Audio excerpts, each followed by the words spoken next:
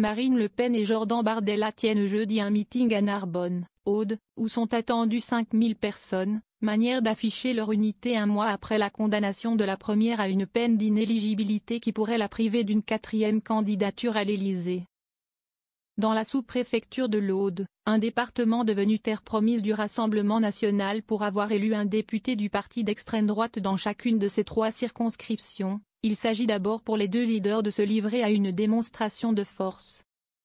L'objectif étant également de montrer que rien ne change en ce 1er mai, une date symbolique pour le parti qui en avait d'abord fait un hommage annuel à Jeanne d'Arc à Paris sous la présidence de Jean-Marie Le Pen.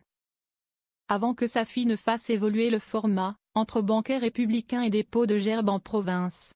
Affaiblie par sa condamnation le 31 mars à 4 ans d'emprisonnement dont 2 avec sursis, surtout, 5 ans d'inéligibilité avec effet immédiat, Marine Le Pen avait tenté dans la foulée de galvaniser ses troupes lors d'un rassemblement à Paris.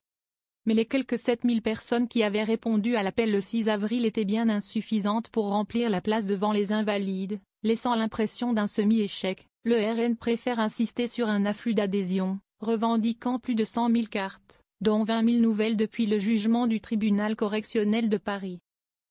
Le rendez-vous occitan doit également convaincre de la permanence de la stratégie du parti à la flamme pour la présidentielle de 2027, Marine Le Pen réclamant toujours la candidate naturelle.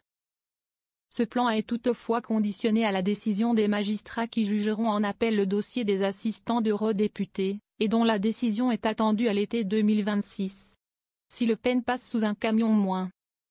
L'entourage de la triple candidate malheureuse à la présidentielle a fait savoir ces derniers jours qu'en cas de confirmation d'une inéligibilité avec exécution provisoire, elle passerait immédiatement le relais à Jordan Bardella.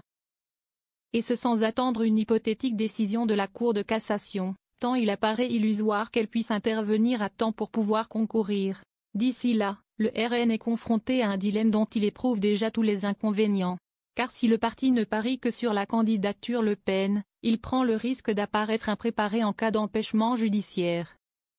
A contrario, s'il se résout à évoquer un plan B comme Bardella, il nourrit les spéculations en rivalité entre les 2 leaders, voire pourrait encourager la base à réclamer que la candidature du champion des européennes de l'année dernière soit d'ores et déjà actée.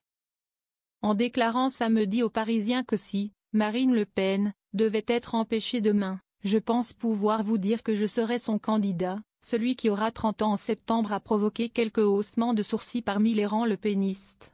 Et si la patronne a entendu étouffer toute polémique, elle a rappelé mardi devant des journalistes qu'elle sera la candidate à la présidentielle.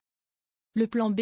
Si je passais demain sous un camion, eh bien, Jordan Bardella serait très évidemment la personne qui aurait vocation à me remplacer, a-t-elle seulement admis, manière de mieux renvoyer l'hypothèse à une forme d'incongruité. Demeurent malgré tout plusieurs questions en suspens.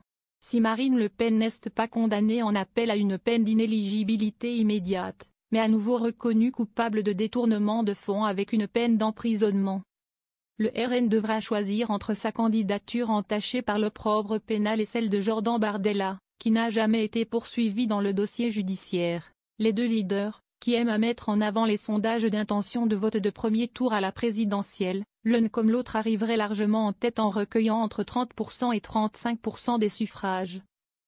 Devront par ailleurs d'ici le scrutin se déjouer d'un plafond de verre persistant, face à Édouard Philippe, M. Bardella comme Mme Le Pen ne sont crédités que de 44% au second tour selon une étude Odoxa parue mardi.